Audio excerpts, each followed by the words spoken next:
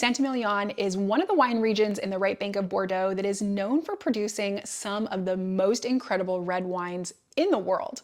Hi friends, my name is Sarah. I'm a certified sommelier and host of the Wine CEO podcast, and we are in the middle of my Bordeaux mini-series, which is a part of my larger series on France that we've been going through for the last few months. And in today's episode, I had the great opportunity to interview the winemaker from Chateau Cadet Bon, which is a winery just outside of Saint-Emilion, and they are making some outstanding wines. It was amazing to get to visit this winery while I was in Bordeaux this last summer. So let's go ahead and dive into my interview with the winemaker at Chateau Cadet Bon.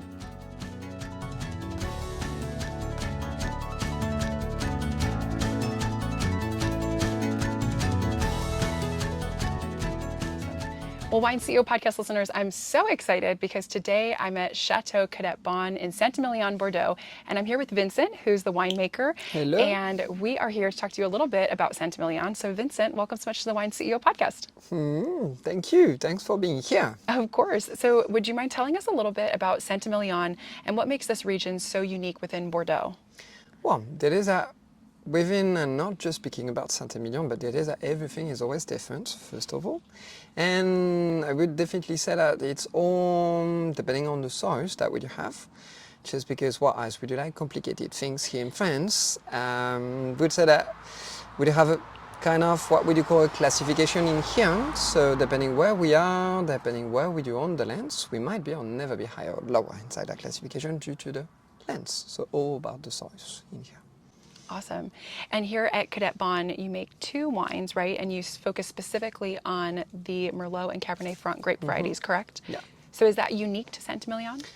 Alors, would say that being here in France means that we have a huge historical heritage, political heritage. So, well, about the way that we do produce wines in here, there's mainly two grape varieties that we do grow. So Cabernet Franc, that's the case for us in here. So that's 30% of what we have inside this property. So that's 12 acres, something quite small. And then we have 70% of Merlot. Those are the two main grape varieties that we do grow in Saint-Émilion, and we may have some exception having other different grape varieties, but mainly that's the identity of the wines that we do produce in here. Wonderful. And this is a Grand Cru Classé winery. Can you tell us a little bit about the different categories within Saint-Emilion? Alors, to make things simple, we have 4 different rankings. So we do start with Saint-Émilion generic wine, Saint-Émilion village. As I used to say, we could eventually call those wines the Friday night wine with friends. So we are close to Friday for tomorrow, so that might be yours for tomorrow night. Just because they are meant to be simple, easy to drink. And then one step more, we have Saint-Emilion Grand Cru. Then we have Saint-Emilion Grand Cru Classé, so the third ranking, so that's what we are in here. And then on the top, touching the sky, more or less, which has no clouds today, we do have first Grand Cru Classé de Saint-Émilion. Wonderful. And if you were to explain to someone who's not as familiar with Bordeaux wines, the difference in maybe the flavor profile of a wine from Saint-Emilion versus Pomerol or another region here on the right bank, what would you say? There's so many things, just because about wine, there's so many impacts that we can eventually have about the soils, about the climate, about everything. So as you were in Pomerol, so about Pomerol, there's something quite special, just because all the lands and the soils are made of clay, mainly. And they do have something really, really special, which makes definitely the identity of Pomerol wines, but there's a lot of iron inside the soils.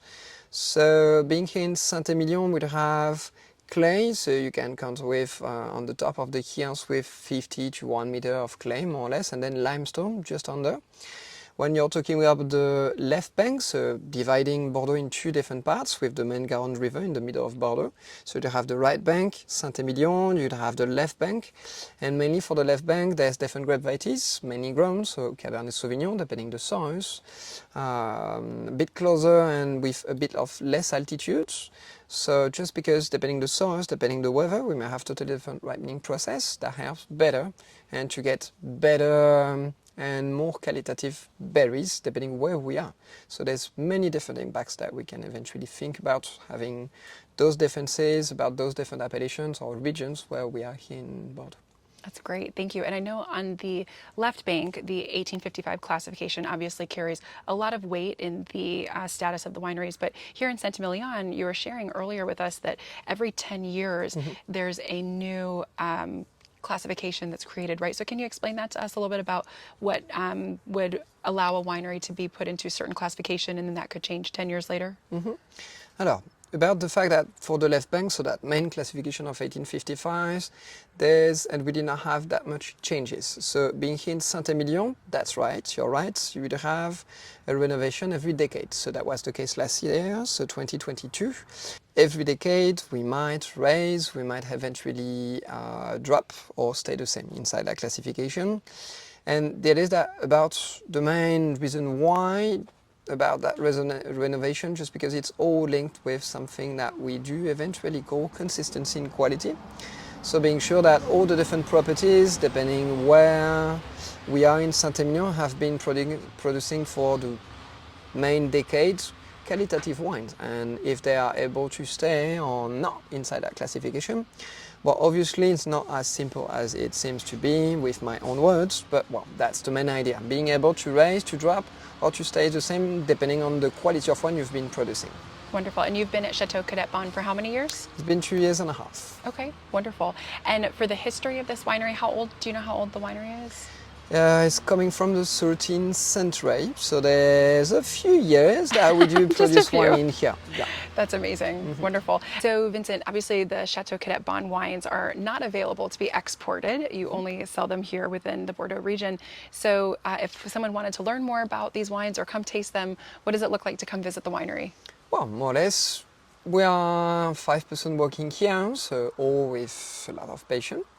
So it's quite simple, and trying to make things simple in this country where we do like complicated things. So having a nice moment, sharing, tasting, and the more questions you may eventually have, the better it would be for us also. So that's the way we receive, that's the way we want to, and we see things, not having groups and buses of 30 different persons. We don't want, definitely not. So small groups and then having the time to share. That's awesome. I think when a lot of folks think of Bordeaux, they think of the very large chateaus, the 1955 classification wineries. But I personally love coming to small wineries where you can speak with the winemaker and learn so much. And I appreciate all the time that you've spent today just helping us learn more about the winemaking process here in Saint Emilion and your personal style and take on the vines. So I will include all of the information about the winery as well as booking a visit on the show notes for today's episode. And hopefully folks will come and visit you here in Saint Emilion. Thank you so much for being here and sharing that much also. So, well, and it's quite hot today. So, well, hopefully everything's good for you and being back also in your country and knowing a bit more about, well, being here. And there's one more left to learn, so there's a lot to learn also. Definitely. Thank you. Thanks so much, Vincent. All right, friends, I hope you enjoyed today's episode and learned a little bit more about the wines being made in Saint Emilion and at Chateau Cadet Bon. If you want to learn more about this winery, check out the show notes for today's episode. And if you haven't subscribed to my show yet, make sure you do so now so you don't miss any upcoming episodes of the Wine CEO podcast.